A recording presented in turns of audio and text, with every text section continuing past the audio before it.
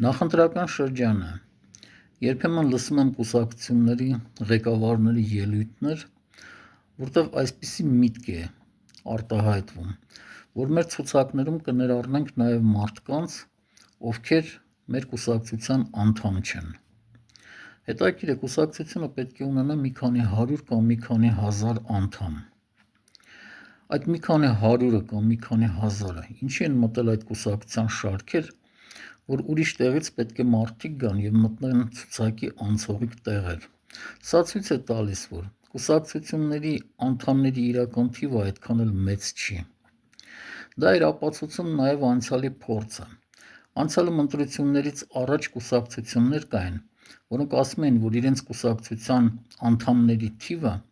20,000, 30,000, 50,000 է։ Բայց երբեմն ընտրությունների ժամանակ այդ թվի 10%-ը նույնիսկ չէին ստանում եւ նույնիսկ չէին մտնում ազգային ժողով։ Իսկ կուսակցությունների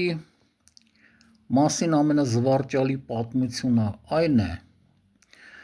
որ տարիներ առաջ մի այսպիսի բան լսեցի, որ ինչ-որ մեկը, որը կուսակցության ղեկավար էր, իր կուսակցությունը վաճառել էր մեկ այլ մարդու, որ ֆուտբոլիստին կարելի է վաճառել թիմից թիմ, դա լսել էի, բայց որ կուսակցությունը իր փաստաթղթերով եւ անդամներով վաճառել մեկ այլ մարդու, դա առաջին անգամ էի լսում։